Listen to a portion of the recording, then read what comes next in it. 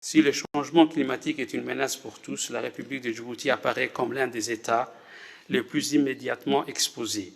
Située dans la Corne de l'Afrique, la République de Djibouti dispose de très peu de terres arables du fait de l'aridité de son territoire. À cause de sa situation géographique,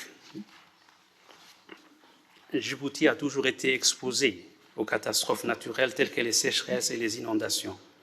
Avec le changement climatique, les catastrophes naturelles qui frappent Djibouti sont de plus en plus graves. Par exemple, en mai 2018, le cyclone tropical Sagar a causé des inondations sans précédent à Djibouti et a engendré une destruction d'infrastructures et d'habitations d'une ampleur inédite. Le changement climatique et l'augmentation du niveau de la mer auront des conséquences dévastatrices pour Djibouti si aucune mesure n'est prise. Selon le Fonds monétaire international, en l'absence de mesures appropriées, la montée du niveau de la mer inondera les zones côtières et affectera jusqu'à la moitié de notre population et des activités de notre pays, et un tiers du stock capital existant.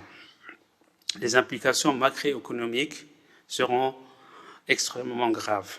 La République de Djibouti devra faire face à des coûts démesurés afin de s'adapter et de limiter les effets du changement climatique.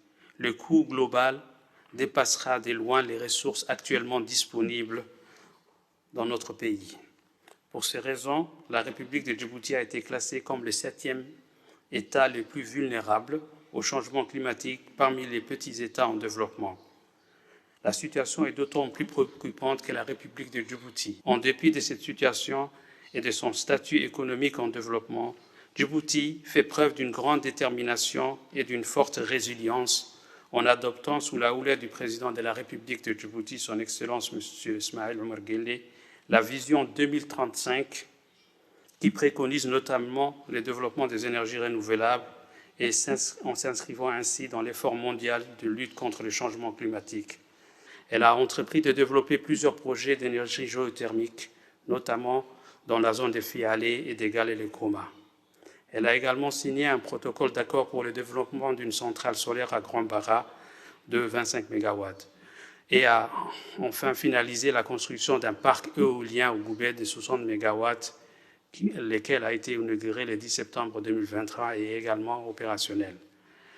Dans le même esprit, comme l'a rappelé son Excellence, Monsieur le Président de la République de Djibouti, son Excellence, Monsieur Ismaël Omar Guelleh, dans son allocution lors du dernier sommet Climat-Afrique à Nairobi, la République de Djibouti a mis en place en 2023 une stratégie nationale pour l'économie bleue, dont la vision nationale et les principes directeurs guideront l'action du gouvernement, de ses partenaires et de la société civile dans les domaines maritimes et côtiers.